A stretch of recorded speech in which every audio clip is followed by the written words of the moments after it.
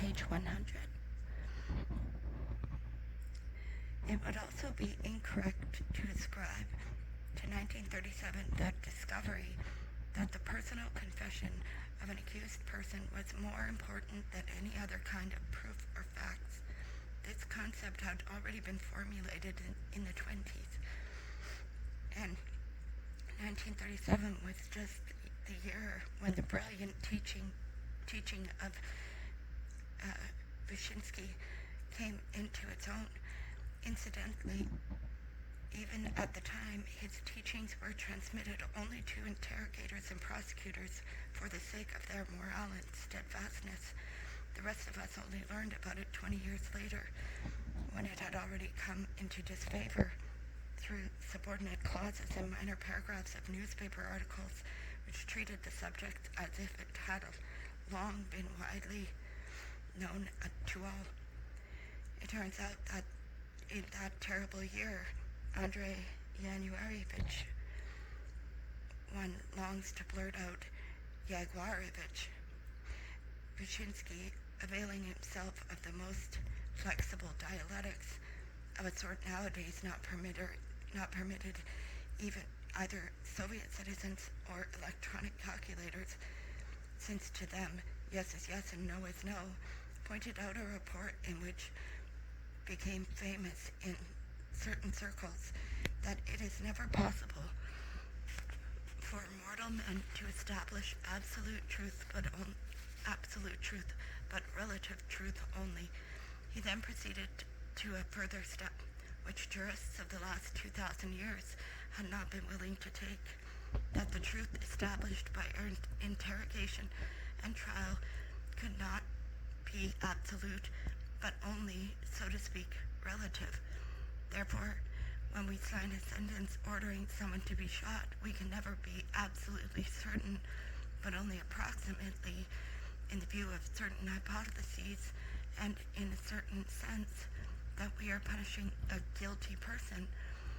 Thence arose the most practical conclusion that it was useless to seek absolute evidence, for evidence is always relative or unchallengeable witnesses, for they can say different things at different times. The proofs of guilt were relative, approximate, and the interrogator could find them even when there was no evidence or no witnesses, without leaving his office, basing his conclusions not only on his own intellect but also on his party sensitivity, his moral forces. In other words, the superiority of someone who has slept well, has been well fed, and has not been beaten up, and on his character, i.e. his willingness to apply cruelty. Of course, this formulation was much more elegant than Latisse's instructions, but the essence of both was the same. In only one respect did Wyszynski failed to be consistent and retreat from dialectical logic.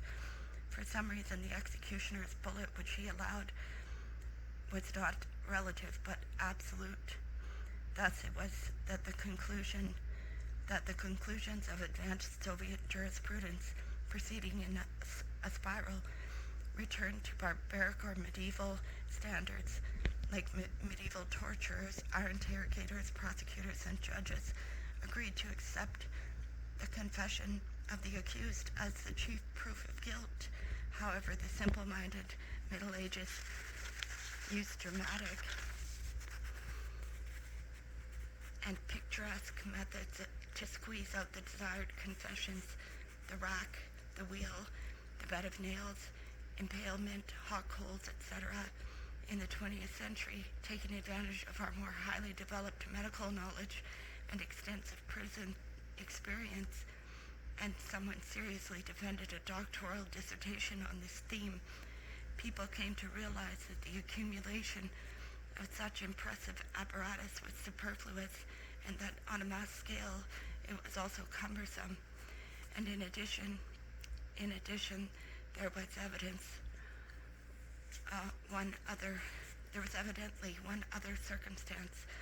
As always, Stalin did not pronounce the final word, and his subordinates had to guess what he wanted.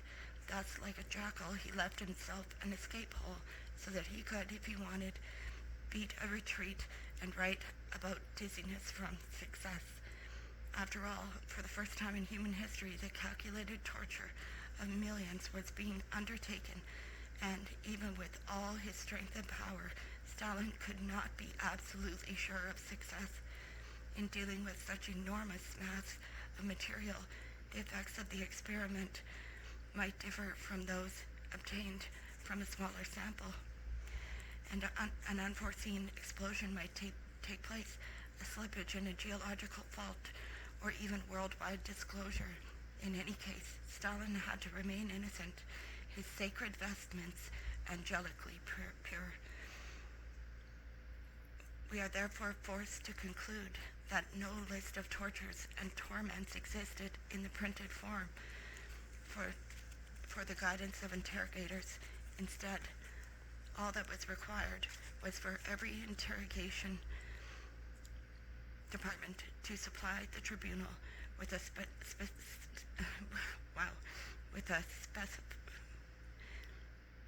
specified period with a stipulated number of rabbits who had confessed everything, and it was simply stated, orally but often, that any measures and means employed were good, since they were being used for a lofty purpose, that no interrogator would be made to answer for the death of an accused, and that the prison doctor should interfere as little as possible with the course of the investigation. In all probability, they exchanged experiences in comradely fashion. They learned from the most successful workers. Then, too, material rewards were offered: higher pay for night work, bonus pay for fast work, and there were also definite warnings that interrogators who could not cope with their tasks, even the chief of some provincial NKVD administration, if some sort of mess developed, could show Stalin his hands were clean. He had issued no direct instructions to use torture, but at the same time he had ensured that torture would be used. Understanding that their superiors were taking precautions for self-protection, some of the rank-and-file interrogators, not, however, those who drank like maniacs, tried to start off with milder methods, and even when they intensified them, they tried to avoid those that left obvious marks: an eye gouged out, an ear torn off, a backbone broken, even bruises all over the body. That is why in 1937 we observed no general consistency of methods, except for enforced sleeplessness in the administrations of the various provinces, or for that matter, among the different interrogators of a single administration. What they did have in common, however, was that they gave precedence to the so-called light methods. We will see what they were immediately. This way was sure, indeed, the actual boundaries of human equilibrium are very narrow, and it is not really necessary to use a rack of hot coals to drive the average human being out of his mind. Let us try to list some of the simplest methods which break the will and the character of the prisoner without leaving marks on his body. Let us begin with psychological methods. These methods have enormous and even annihilating impact on rabbits who have never been prepared for prison suffering, and it isn't easy for even for a person who holds strong convictions. One, first of all, night. Why is it that all the main work of breaking down human souls went on at night? Why, for their very earliest years, did the organs select the night? Because at night the prisoner is torn from sleep, even though he had not yet been tortured by sleeplessness, lacks his normal daytime equanimity and common sense. He is more vulnerable to persuasion. In a sincere tone is the very simplest method. Why play at cat and mouse, so to speak. After all, having spent some time, among others, undergoing interrogation, the prisoner had come to see what the situation is, and so the interrogator says to him in a lazily friendly way, "Look, you're going to get a prison term, whatever happens, but if you resist, you'll croak right here in prison. You'll lose your health, but if you go to camp, you'll have fresh air and sunlight, so why not sign right now?" Very logical, and those who agree and sign are smart if the matter concerns only themselves, but that's rarely so. A struggle is inevitable. Another variant of persuasion is particularly appropriate to the party members. If there are shortages and even famine in the country, then you as a Bolshevik have to make up your mind. Excuse me. Can you admit that the whole party is to blame? Or the whole Soviet government? No, of course not. The director of the flax depot hastened to reply, "Then be brave and shoulder the blame yourself," and he did. Number 3, foul language is not a clever method, but it can have a powerful impact on people who are well brought up, refined, delicate. I know of 2 cases involving priests who capitulated to foul language alone. One of them, in the Butirki in 1944, was being interrogated by a woman. At first, when he'd come back to our cell, he couldn't say enough of how polite she was, but once he came back very despondent, and for a long time he refused to tell us how, with her legs crossed high, she had begun to curse. I regret that I cannot cite one of her little phrases here. 4, psychological contrast was sometimes effective.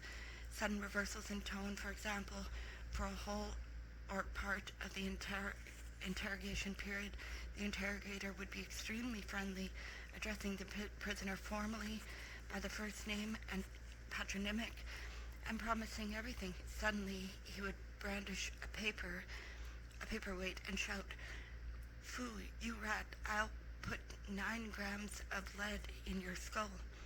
And he would advance on the accused, clutching hands outstretched as if to grab him by the hair, fingernails like needles. This worked very, very well with women prisoners. Or as a variation of this, 2 interrogators would take turns.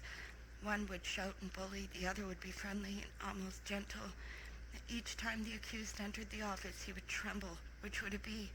He wanted to do everything to please the gentle one because of his different manner, even to the point of signing and confessing to things that had never happened. Number 5, preliminary humiliation was another approach. In the famous cellars of the Rostov-on-the-Don GPU, House 33, which were lit by lens-like insects of thick glass in the sidewalk above the former storage basement, prisoners awaiting interrogation were made to lie down, face down, for several hours in the main corridor and forbidden to raise their heads or make a noise. They lay this way, like Muslims at prayer, until the guard touched a shoulder and told them off to interrogation. Another case at Lubyanka, Alexandra O. refused to give testimony demanded of her. She was transferred to Leportova. In the admitting office, a woman jailer ordered her to undress, allegedly for a medical examination, took away her clothes and locked her in a box naked. At that point, the men jailers began to peer through the peephole and to appraise her female attributes with loud laughs. If one were systematically to question former prisoners, many more such examples would certainly emerge. They all had but a single purpose, to dishearten and humiliate. Number 6, any method of inducing extreme confusion in the accused might be employed. Here is how FIB from Krasnogorsk, Moscow province, was interrogated. This was reported by IAP. During the interrogation, the interrogator, a woman, undressed in front of him by stages, a striptease, all the time continuing the interrogation as if nothing was going on. She walked about the room and came close to him and tried to get him to give in, perhaps has satisfied some personal quirk in her, but it may have also been cold-blooded calculation, an attempt to get the accused so muddled that he would sign. And she was in no danger. She had her pistol, and she had her alarm bell. Number 7, intimidation, was very widely used and very varied. It was, of course, false in 19... It was often accompanied by incitement and by promises, which were, of course, false. In 1924, if you don't confess, you'll go to the Solovetsky Islands. Anybody who confesses is turned loose. In 1944, which camp you'll be sent to depends on us. Camps are different. We've got hard labor camps now. If you confess, you'll go to an easy camp. If you're stubborn, you'll get 25 years in handcuffs in the mines. Another form of intimidation was threatening a prisoner with prison worse than the one he was in. If you keep on being stubborn, we'll send you to Lefortova if you are in the Lubyanka, or Sukhnukova if you are in Lefortova. They'll find another way to talk to you there. You have already gotten used to things where you are. The regimen seems not so bad. And what kind of torments await you elsewhere? Yes, and you also have to be transported there. Should you give in? Intimidation worked beautifully on those who had not yet been arrested, but had simply received an official summons to the Bolshoi Dom, the big house. He or she still had a lot to lose. He or she was frightened of everything, that they wouldn't let him or her out today, and they would confiscate his or her belongings or apartment. He would be ready to give all kinds of testimony and make all kinds of concessions in order to avoid these dangers. She, of course, would be ignorant of the criminal code, and at the very least, at the start of the questioning, they would push a sheet of white of paper in front of her with a fake citation from the code. I have been warned that for giving false testimony, 5 years imprisonment. In actual fact, under Article 95, it is 2 years. For refusal to give testimony, 5 years. In actual fact, under Article 92, it is up to 3 months. Here, then, one more of the interrogator's basic methods has entered the picture and will continue to re-enter it. 8. The lie. We lambs were forbidden to lie, but the interrogator could tell all the lies he felt like. Those articles of the law did not apply to him. We had even lost the yardstick with which to gauge what does he get for lying. He could confront us with so many documents as he chose, bearing the forged signatures of our kinfolk and friends, and it would be just a skillful interrogation technique. Intimidation through enticement and lies was a fundamental method for bringing pressure of the relatives of the arrested person. When they were called in to give testimony, you don't tell us such and such, whatever was being asked, it's going to be worse for him. You'll be destroying him completely. How hard for a mother to hear that. Signing this paper pushed in front of the relatives is the only way you can save him, destroy him. Number 9, playing on one's affection for loved ones was a game that worked beautifully on the accused as well. It was the most effective of all the methods of intimidation. One could break even a totally fearless person through his concern for those he loved. Oh, how foresighted was the saying, a man's family are his enemies. Remember the Tatar who bore his sufferings, his own wife and those of his own and those of his wife, but could not endure his daughters? In 1930, Rimlitz, a woman investigator, used to threaten, "We'll arrest your daughter and lock her in a cell with syphilitics." And that was a woman. They would threaten to arrest everyone you loved. Sometimes this would be done with sound effects. Your wife has already been arrested, but her further fate depends on you. They are questioning her in the next room. Just listen. And through the wall you can actually hear a woman weeping and screaming. After all, they all sound alike. You're hearing it through a wall, and you're under terrific strain and not in a state to play the expert on voice identification. Sometimes they simply play a recording of the voice of a typical wife's a soprano contralto, a labor-saving device suggested by some inventive genius, and then without fakery, they actually show her to you through the glass door, and she walks along in silence, her head bent in grief.